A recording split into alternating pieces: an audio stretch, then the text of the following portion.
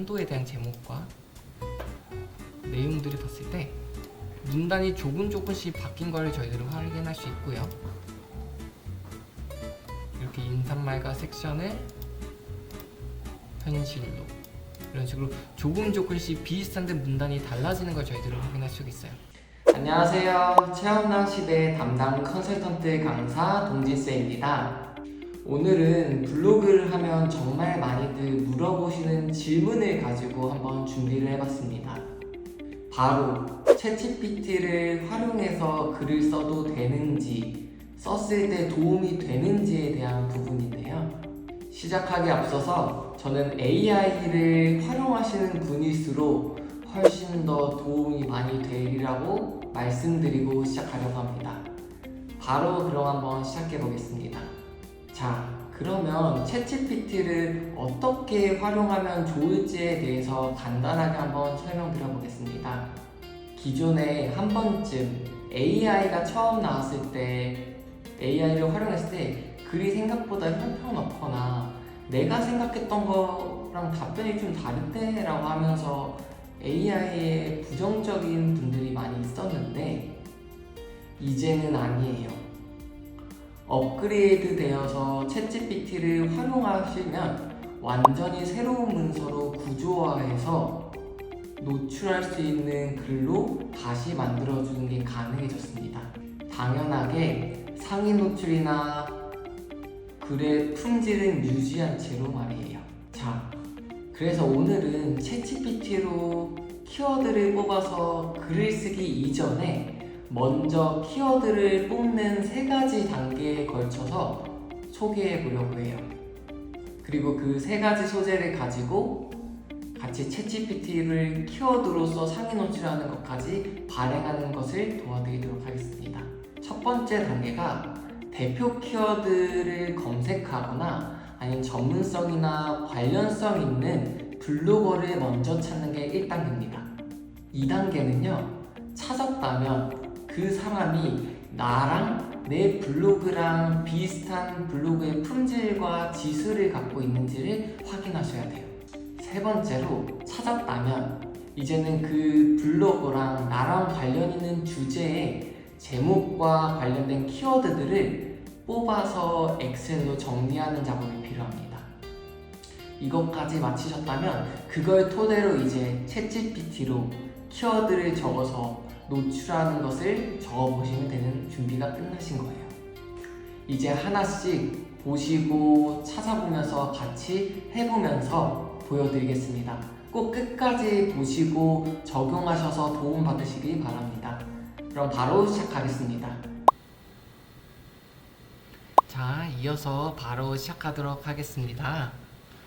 먼저 제가 챗GPT로 블로그 키워드를 뽑기 이전에 3가지 단계에 걸쳐서 글 소재를 먼저 찾아야 한다고 말씀드렸죠.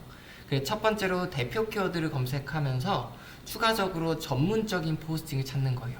예를 들면 내가 부동산에 대한 블로그를 하고 있다라고 한다면 그것과 관련되어 있는 포스팅을 하는 블로그를 찾는다라고 보시면 돼요. 그럼 두 번째로 생각해 볼 건 뭐냐면 이 블로그에 포스팅을 전문적으로 하는 사람들은 누가 있을까라는 거예요. 그래서 일반적으로 저희가 먼저 찾아봤을 때 인플루언서를 찾아보시면 되실 것 같아요. 그래서 대표 키워드로서 내가 쓰려고 하는 키워드가 있다면 그 인플루언서, 부동산을 한다면 부동산 인플루언서의 대표 키워드라는 5개를 네이버에 검색해 보고요. 거기서 상위 노출되고 있는 블로그들이 검색해 보면서 읽어봤을 때 단편적으로 쓰고 있는지 아니면 전문적으로 포스팅한지를 살펴보셔야 됩니다. 그래서 한번 바로 보여드리면 한번 네이버에 제가 최근에 썼던 글이 생애 최초 주택자금 대출이라는 키워드거든요. 이 키워드로 글을 쓴다라고 가정을 해보고 여기에 있는 인기글들이나 이런 글들에 대한 내용들을 보는 거예요. 보면서 단편적으로 이거 하나만 이 키워드로 쓴 건지 아니면 모든 키워드들이 대부분 같은 주제, 부동산이나 부동산에 대한 내용을 쓰고 있는지를 살펴보셔야 되고요. 두 번째, 이것까지 하셔서 전문 블로그를 찾았다라고 하시면 이제는 이 블로그랑 인플루언서가 나랑 품질, 지수가 비슷한지를 확인해 보셔야 된다는 거예요.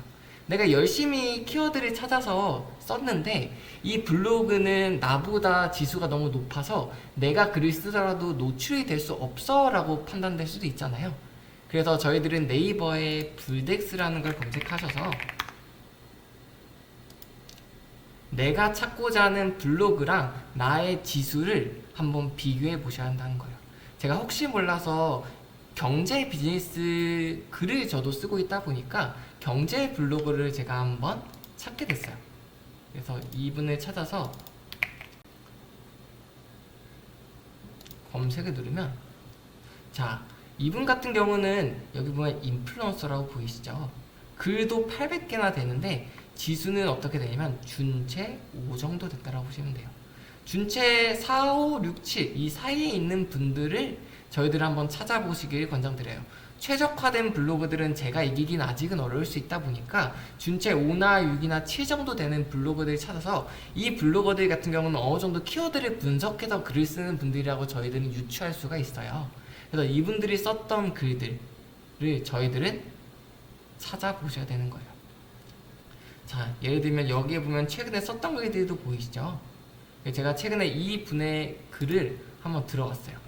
그래서 이 글이 이분이 썼던 글인데 여기 있는 제목들이 다 보이실 거예요. 이 제목들은 알게 모르게 이 블로거 분이 키워드를 분석하셔서 썼을 확률이 굉장히 높아요. 그래서 이 키워드들을 저희들은 제목을 저희한테 맞게 가져간다라고 생각하시면 될 것 같아요. 만약에 이분이 저랑 비슷한 블로그의 키워드라는 걸 유추하셨죠. 그러니까 이제 where is post라는 곳에 들어가시면 이 블로그의 주소를 또 클릭하게 되면 최근에 썼던 글들부터 시작해서 제목들을 한 번에 다 볼 수 있게 이렇게 나와 있다라고 보시면 돼요. 여기 안에서 저랑 관련된 부동산 정보에 대한 글이 있으면 그 키워드를 저는 임시로 저장해 놓습니다. 예를 들면 제가 최근에 썼던 내 집 마련 생애채점 주택자금 대출이라는 키워드가 있었는데 이것도 제가 키워드를 가져온 거거든요. 이렇게 가져왔다라고 하면 제목을 저장해 두시고 이렇게 하나 둘씩 기억날 때마다 모아 두시면 된다고 생각하면 될 것 같아요. 자, 그래서 내 집 마련 생애채점 주택자금 소득조건 금리 한도라는 내용으로 제가 만약에 글을 쓴다라고 이제 생각해 보면 이제 이거를 챗GPT로 키워드를 발행하시면 돼요. 어떻게 발행하시면 되냐? 제가 혹시 몰라서 썼던 이 키워드 이걸로 제가 썼던 글을 가지고 한번 챗GPT로 다시 만들어서 쓴다라고 한번 생각해 보겠습니다. 자, 전부 다 드래그 해 보실 거고요. 이렇게. 그리고 제가 미리 틀어놓은 챗GPT에 붙여넣기 하실 거예요. 제 글을요. 근데 먼저 여기서 선행돼야 되는 건 뭐냐? 챗GPT 같은 경우는 프롬프트나 명령어를 통해서 기본 소양을 어느 정도 입력을 시켜요. 그래서 제가 블로그를 한다라고 하면 막연하게 블로그 글을 발행해줘 라는 내용이 아니라 이 챗GPT한테 제가 원하는 명령어들을 부여할 수 있다는 거예요. 예를 들면 블로그 같은 경우는 중복된 글들을 좋아하지 않기 때문에 블로그 로직은 중복된 글을 쓰면 안 돼. 기존 글을 창조적으로 바꿔주거나 아니면 내가 여태까지 블로그에서 원하는 키워드가 있으면 그 키워드만 4번 정도 반복해주고 키워드마다 문단, 소, 분류, 기승, 정, 결이 있었을 때 소, 분류, 문단으로 나눠서 적어줬으면 좋겠어 라고 한다거나 내 블로그의 글자 수는 띄어쓰기를 포함해서 1500자 이상 적어줘 라고 하면 될 것 같아요. 그러면 이걸 기반으로 한번 글을 발행해줘 라고 한번 제가 해볼게요.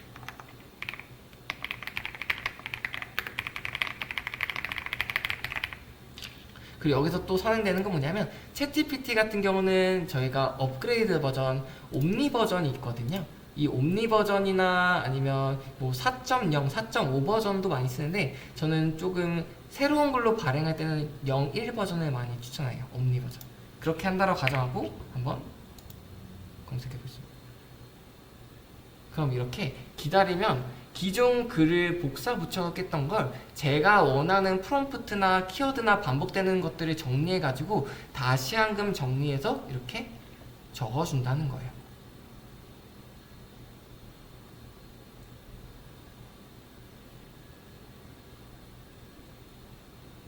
보이시죠? 이렇게 문단도 나눠가지고 적어주고 있고요. 제가 원하는 키워드는 생애 최초 주택자금이다 보니까 이 키워드도 4번이고 5번이고 들어가게 적어주고 있다는 거예요.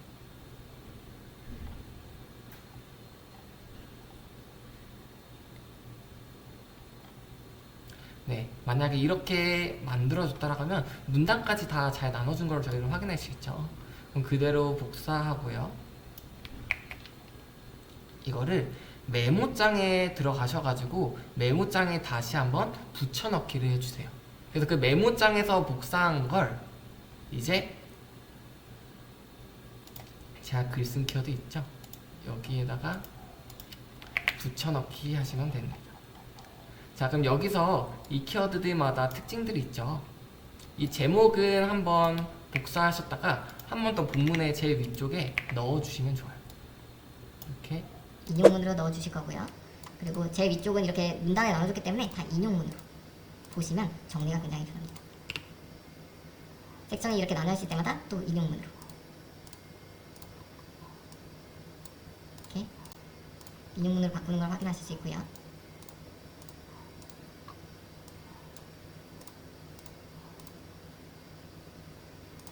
그리고 가독성이 좋도록 이렇게 띄어쓰기나 부분을 저희들은 정리해 줍니다.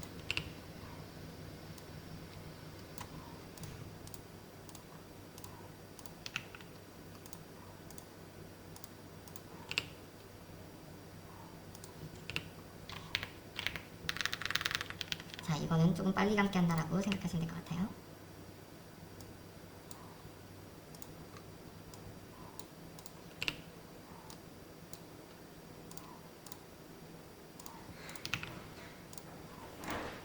이런 식으로 키워드를 넣어서 기승전결을 챗GPT를 통해서 상위 노출해서 기존의 글들을 가공하고 그 가공한 걸 가지고 추가적으로 한 번 더 가공해서 이렇게 글을 완전히 새로운 글로 만들어주는 걸 저희들은 확인할 수가 있어요. 그래서 키워드는 저희가 요청한 대로 4번이고 5번이고 넣어줬기 때문에 이거를 조금만 수정해줘서 여기 안에 사진만 문단에 넣어주시면 그대로 발행하셔도 키워드가 노출되는 걸 저희들은 확인하실 수가 있어요. 자, 그래서 발행한 후에 한번 기존 글과 비교를 한번 해보도록 할게요.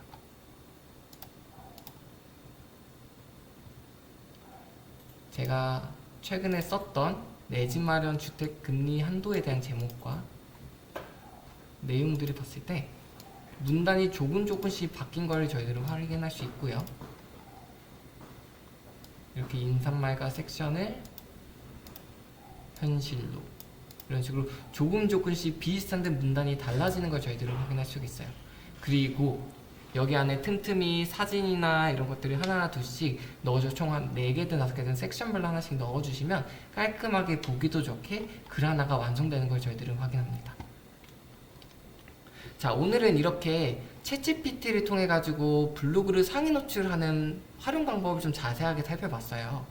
제가 조금 빠르게 이야기하려다 보니까 다른 사람의 글들이 아니라 제가 썼던 글을 토대로 챗GPT로 비교해드리긴 했지만 똑같은 방식으로 활용하시면 된다라고 생각하시면 될 것 같아요.